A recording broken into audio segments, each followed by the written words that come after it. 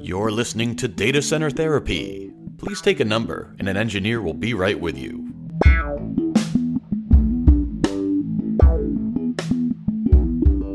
And welcome back to another episode of Data Center Therapy. I am your host, Matt Yette, and I'm joined by my co-host, as usual, Mr. Matt Cozzolino. Matty, how you doing?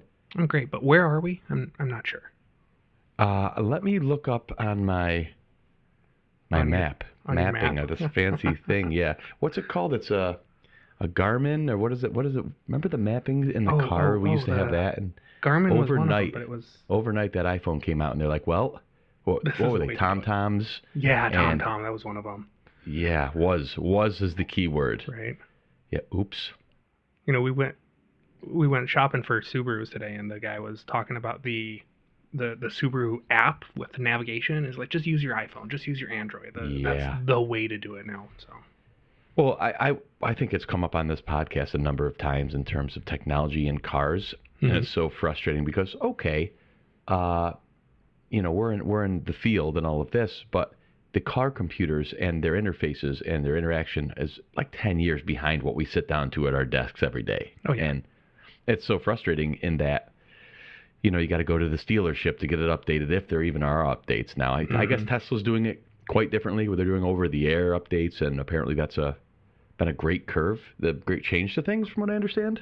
I don't know. It's weird that you have to get it's worth it to buy a 7-year subscription for your car for this cell connectivity. Everything is a service, guys. Everything. I hate it. No, I know. It's frustrating.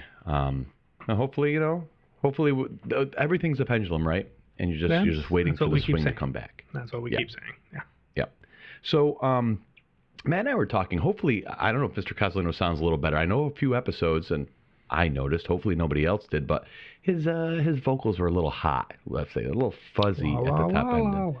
And much as I tried to turn him down, it just, he was clipping essentially. So he got a new mixing board apparently over there. The one matched the one I have, which is nice because now we have identical setups, like the same mics, the same audio path. So we should sound very similar. The post-production effects we put in. But it reminded me, and our former colleague and still current friend David Crow, who's been on the pod a couple of times, about a year into the pandemic, he was raging to me if I could expose him here, and I share his frustration, in that some calls that we're on, and there's customers, and this is not a customer frustration, it's more of sometimes a partner frustration, other parties who are on the calls representing us in the products and solutions we sell, and they'll be out there on the deck or whatever, and birds chirp chirp chirp, and they're on their AirPods. And that's just horrible sound. That's the thing. As much as I want to say, oh, Apple did it right, no. Bluetooth headsets, they just no. Nobody or needs you to car, have a or in the car and driving. I think is a big one. Oh, don't get me started on that. Yeah. But anything, just get something that's a proper microphone that stays consistently, at a consistent distance from your mouth, and then ideally put headphones on, right? Because you want to isolate the feedback sound. But I'm a victim of this.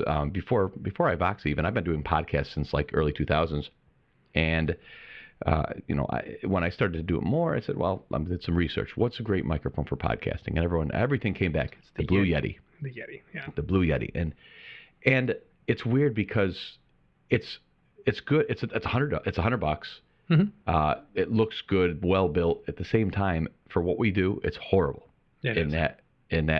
I find it's good for if you've got 3 people in the room and you want to record an open air, fine, because it picks up everything. But then you got to pay attention to the environment that you're in. What are what's going on in the background, all of that other noise. You can't have someone washing dishes. You can't put it on the stand where your desk is, because you would lean on the desk and you'd hear like, or if your foot hits the ground, it just travels. Picks up everything. So I was fighting to set up this isolated environment where it's hanging from a bungee and it's suspended and absorbing all this vibration.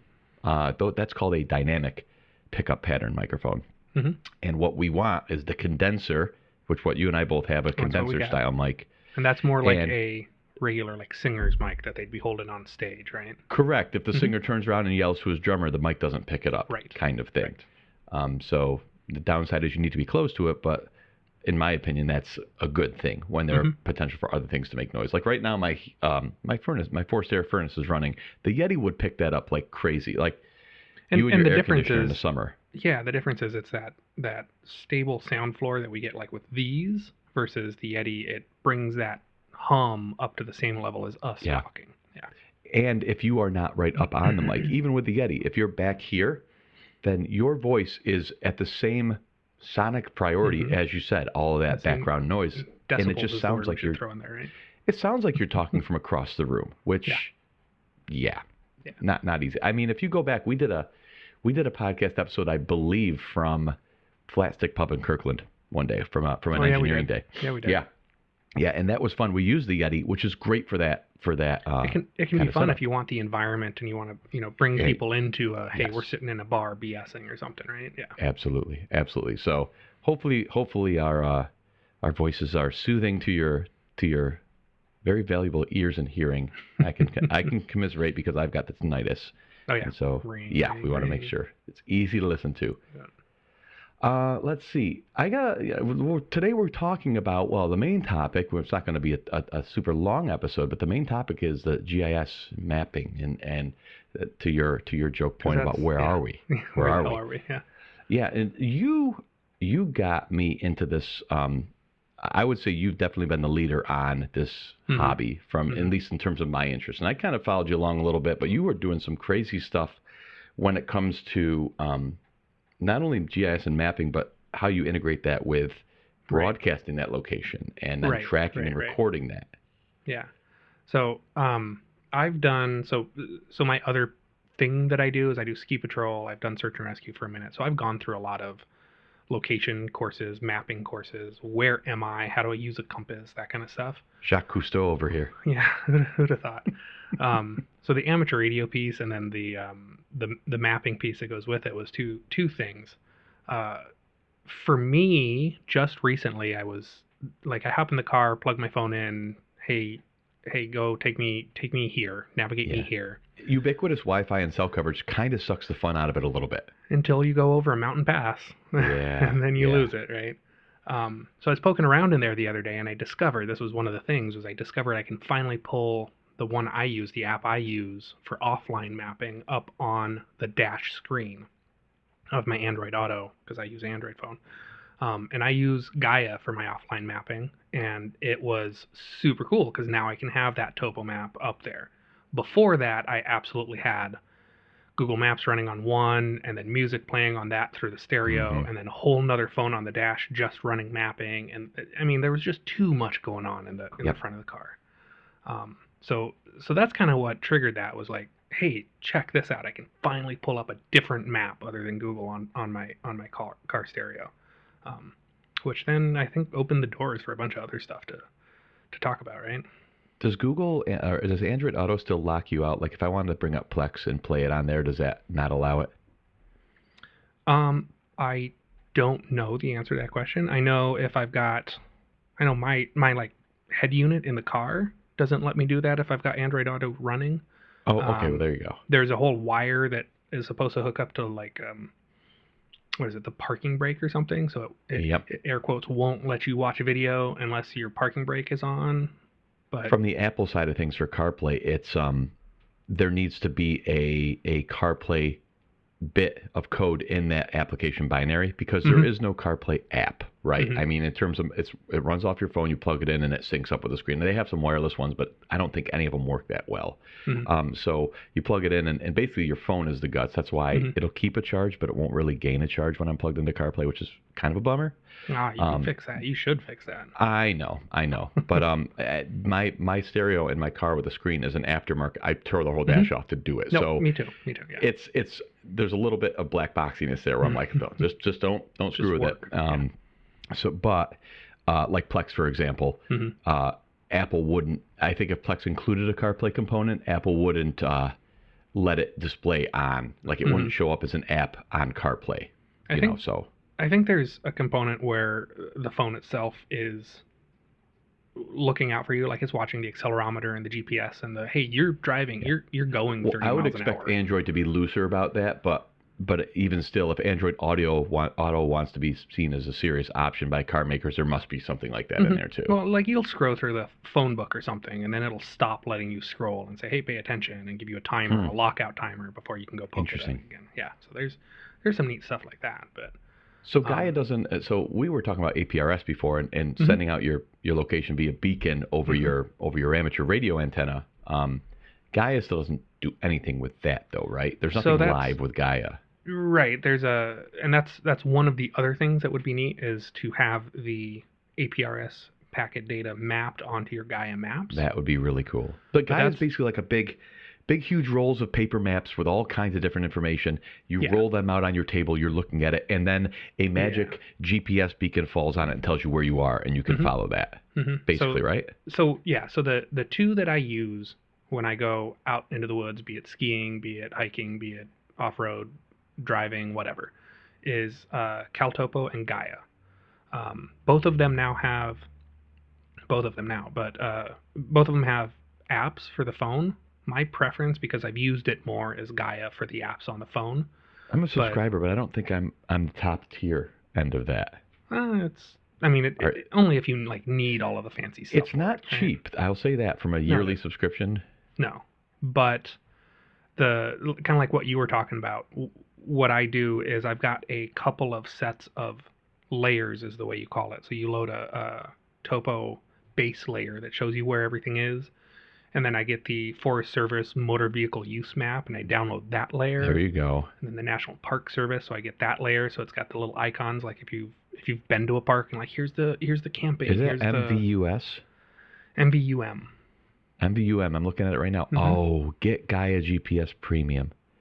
Yeah. I think I already purchased. Let me see. So I've got most of the Cascades and all the stuff. All the places I'll go as offline maps, and so that's what I'm looking at, and that's what I'm using to say, hey, where am I?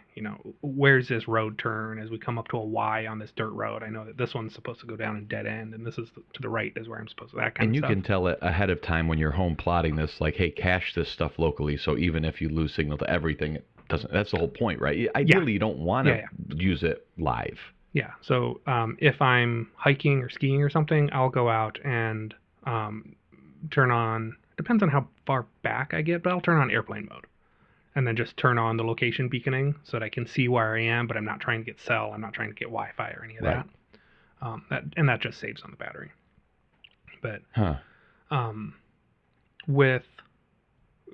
you probably spend a lot of time looking up on how to properly use Gaia, because I've played with it a bit. I've used it, but I feel like I'm scratching such a shallow surface. It's like with any app, you got to figure out the UI that first time you get into it and start using it, and then eventually you get used to the UI. Like, I could not quickly edit a video because I've never done anything with video editing, so I have no idea how this app's supposed to work and where I'm looking for stuff, right? So that's a bit of a difference. You can do things like the breadcrumb, save your little line of where you've been, and I can save that track and share it with you, so you can say, hey, this is where I went off-road before. What was it, a couple years ago when we had those big forest fires?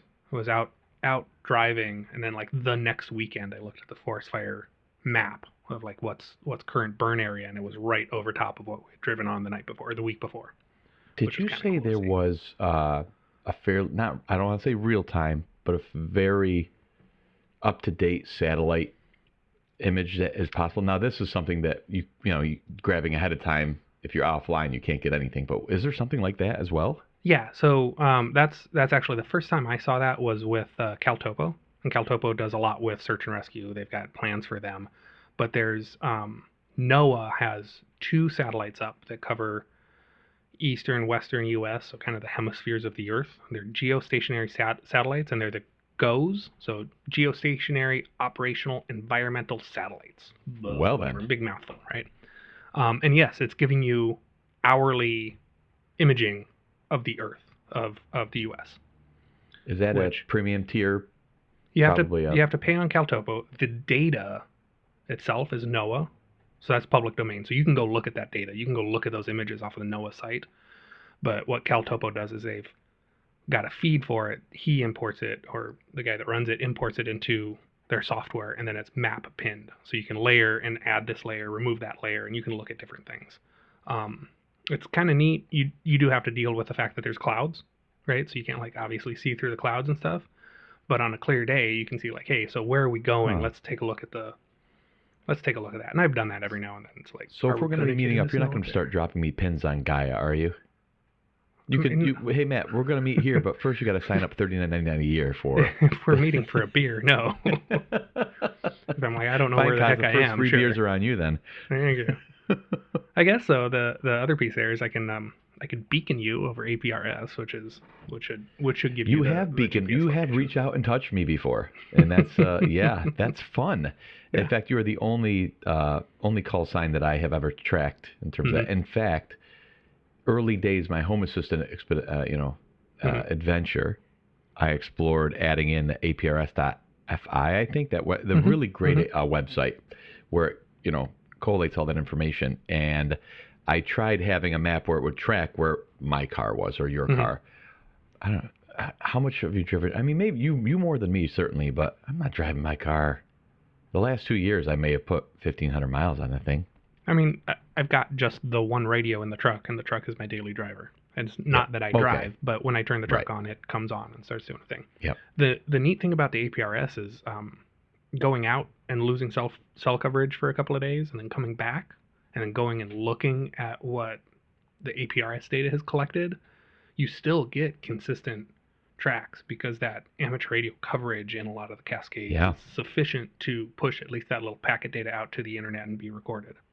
And theoretically, any rig similar to yours will also repeat that if it sees a broadcast. Yeah, and that gets into the whole APRS component because it's, for those that haven't looked at it or heard of it before, it's similar to SMS packet data. So it's here's this handful of ASCII text, and it's beaconed out, and it's set up such or similar to how a internet network TCP packet would be. So this front piece is the how many times do I re-beacon it, how many times has it been re-beaconed, et cetera, et cetera. So yeah, that's what APRS is supposed to do. Is I hear one and I rebroadcast it.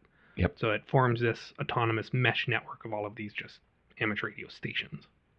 So do you set your radio up to have your talk channel on one and your APRS in that second radio? That's or whatever. Kenwood, those Kenwood 710s. The D710s? Yeah. Great radio.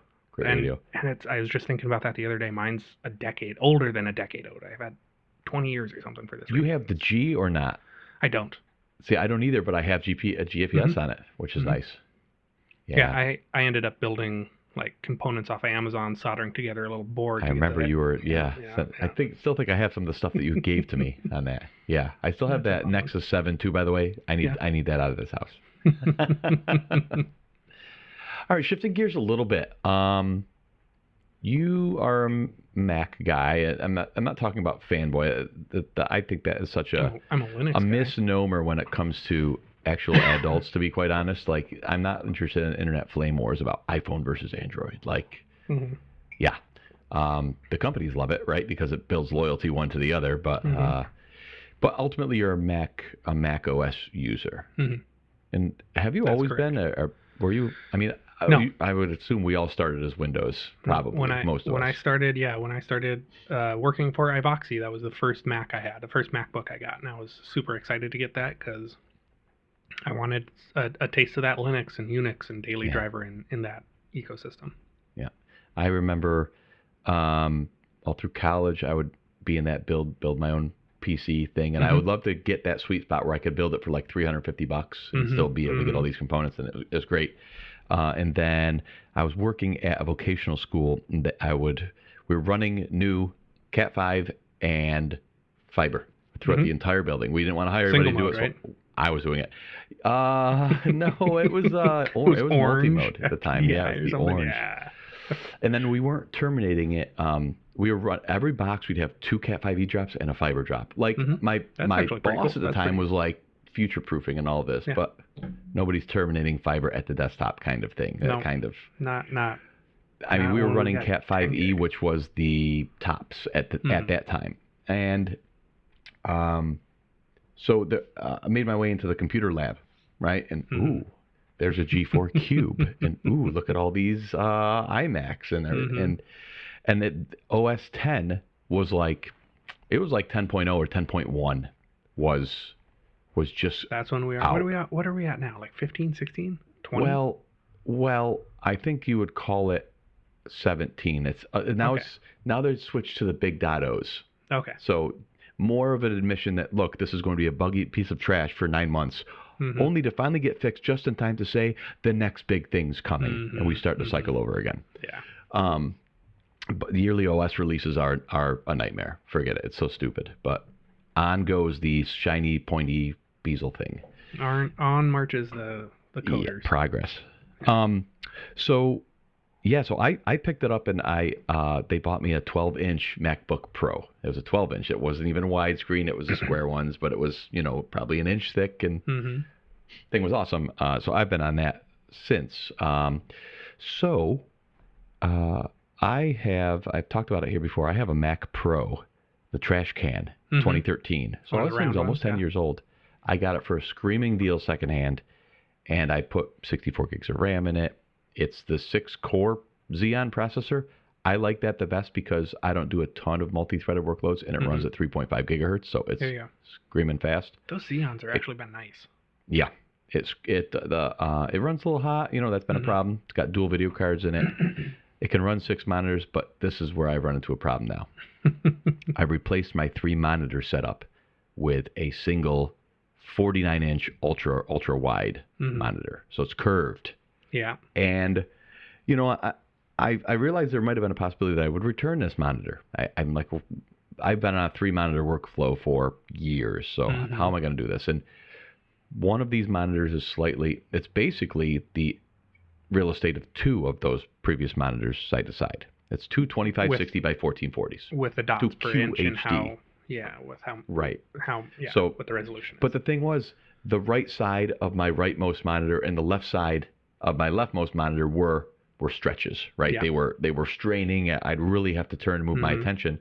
So they weren't really super useful, I guess, in hindsight anyway. So I didn't know how I was going to like it. Got the boom arm, the heavy, expensive, nice arm for this thing, and it floats, and I love it. The curve didn't mess with me. It didn't take me days for my eyes to get used to it. This is supposedly the same curve as my eyeball. Okay. So anyway, I like it. Problem now, every time you get a new piece of tech, fix one thing and there's another one. You're right, the old piece doesn't quite fit in. So even though the Mac Pro can drive 6 4K monitors in the back of it, the largest, it's called single tile, right? The largest tile, what's the largest screen it can drive, is like 4K, something like that. And this, for whatever it is, this thing's 5120 by 1440. Okay. It's literally 2560 by 1440. So it's 2 27-inch monitors smushed together. And I think when we were talking, that was one of the things that I'd seen those monitors, and I didn't realize that it's actually it's basically just 2 monitors that don't have a bezel or anything between them. It's pixel bumped up against pixel. Well, it doesn't have to be. It's one single LCD screen, but you're addressing each one of those. That's how I had to fix it, because even though I think this is technically less pixels than 4K, that resolution is less than 3820 by 2160. There's a bug in the AMD video cards in this thing where if you put it at native resolution, it's unreadable, unusable. It screws up. You gotta roll it there's back something that I didn't know until I bought the monitor. It's called picture by picture, PBP. Okay. And it effectively lets you do what you just said. I run 2 display port cables from the Mac, and this thing has 2 inputs. And then it says, and this is what this would be is, I think it's not meant for this really, but what it's meant for is I've got a PC over here and a Mac over here. Okay. And I can have one on each side or switch between them or whatever. But this allows you to take one monitor from Mac. So my computer sees 2 monitors, but then you basically say, you uncheck the box that says use separate spaces. Yeah. And I can use it as one single screen. It doesn't split. Downside is the menu bar only goes across half of the top. The dock, again, only goes across the center of one side of it. And I have to use this app for wallpaper to stretch it out across both. I was going to ask you about your monitors. That's a whole different. And all of that's no big deal. Yeah. This is the problem. When I wake from sleep, 50% of the time, all my stuff's on one side. As if like one half of the monitor wasn't on. Yeah. So it temporarily unplugs it, quote unquote, and everything gets shoved onto the one. It pisses me off. I've got a fun one that I have to deal with. It's a similar kind of annoyance there. It doesn't take long to fix it, though, right? Okay. Well, this doesn't take long to fix it. For you, no, right? But I mean, it's really just obnoxious. Yeah, it's annoying, right? So I've got the one in portrait and the one in landscape, and okay. when I plug my docking station in, it'll detect them, but flip them. Oh God! So I got to unplug it, wait for the things to power cycle, and say, "Hey, I've got no input," and then plug it back in again, use a different port, and get it to, yeah. It's astonishing to me that you can't just say, "Hey, if something's vertical's plugged in, I want it to be this virtual screen," or just. I think what it is it's they're the exact same monitor I've got on my side. And so it's like a race condition. It's not like, hey, the Asus monitor is portrait and the whatever other. But there's still a unique ID. There's still a UUID that it gives that thing. I should be able to say, pin that one here. Yeah. But yeah, that's exactly what's happening, probably. So of course, here we go. Now, the Mac Pro, it's long in the tooth, but I mean, it still wipes the floor with a lot of systems out there today. But here we go, quality of life, usability. So they announced that Mac Studio because the Mac Mini, it like maxed out at 16 gigs of RAM. No, I can't. I need 64. I wouldn't say at least. I mean, for the future, I would say I would like to have more, but 64, it handles my workflow perfectly. Usually I have to reboot before it gets to any point of a problem there. But the Mac Pro, the current Mac Pro is Intel only, and that's a dead end. And I'm not spending $8,000 on a computer. I'm just not. I mean, I am not a video producer kicking out. No. Where saving that kind of time makes a difference in my money I make that year. Right. Kind of thing. Right. I want to say even big video editing, you kick off to a farm at this point, right? Or is that just like rendering? That's going to be rendering. Rendering, right? Okay. See, so this Mac Studio is like stuff, they call it the Big Mac now or whatever. Not officially, but it's effectively the M1 Max chip. Okay.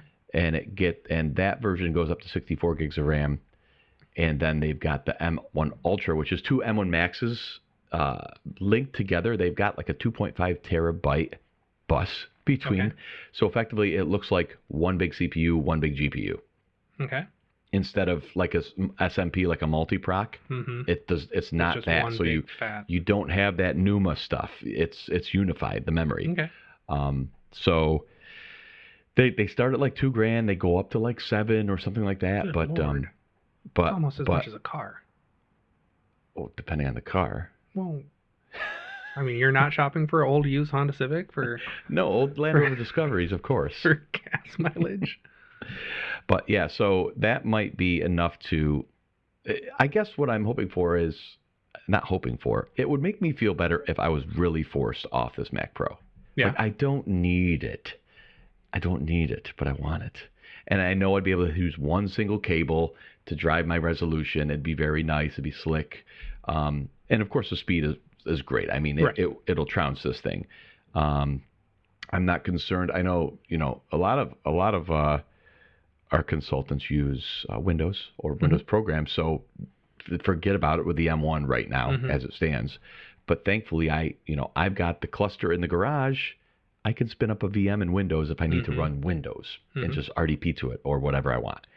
So I don't know. I'm thinking about it. I'm toying with it. I guess we'll see. But that Mac Studio, I've got my eye on it. There you go. Yeah. And and it's quiet. Like it's got fans, but it doesn't make, like right now I can hear my Mac Pro. It's got heat challenges, and that was the big problem with it. Yeah. In the first place. Get that heat out. Yeah. Yeah. So we'll see.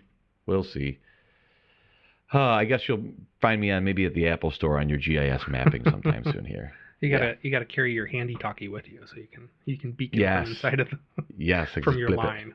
Blip. Yeah.